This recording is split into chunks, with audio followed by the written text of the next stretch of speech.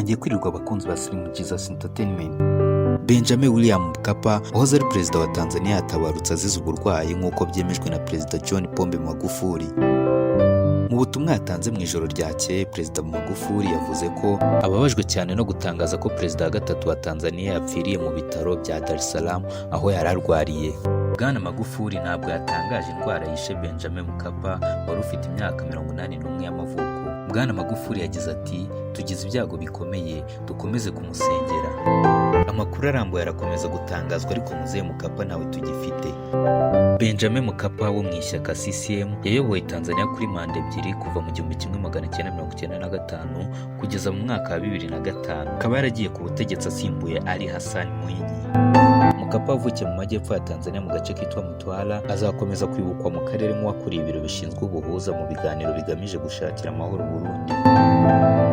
Umwaka ushize, Bwana Mkapa yari yagejeje ku nama y'abakuru b'ibihugu bigize umuryango wa Afurika y'Iburasirazuba raporo isaba ko Burundi buhindura itegeko nshinga ryabo rikajyana n'amasezerano y'amahoro ya Arusha yo mu 2000.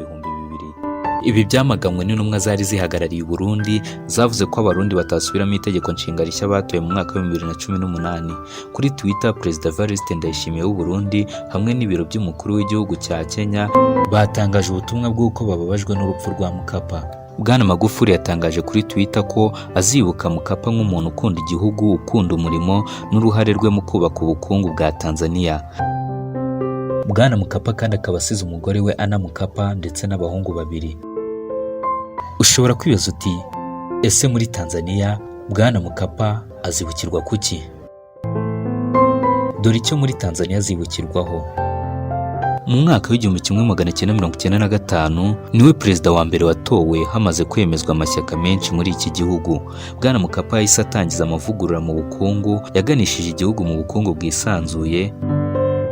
Bwana Mkapa kandi ashimirwa kuba yarateje imbere uburyo bwo gukusanya imisoro, gutangiza ibyo kwirinda isesagura ry'umutungo wa rubanda no gufungura imiryango abashoramari bo mu mahanga.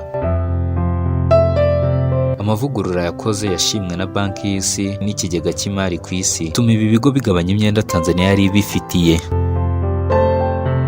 Gusa politike yo kwegurira abikorera bimwe mu bya leta yaranenzwe mu gihugu, nyuma yaje kwemeza ko nubwo iyi gahunda yari igamije ibyiza yakozwe nabi.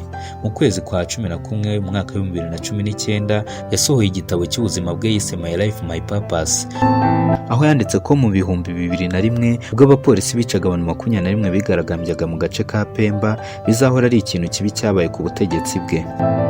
Abigaragambya bari bigabije imihanda bavuga ko amatora yo mu 2000 muri Zanzibar yabayemo uburiganya. Mkapa avuga ko iyicwa ry'abo bantu ryamushenguye.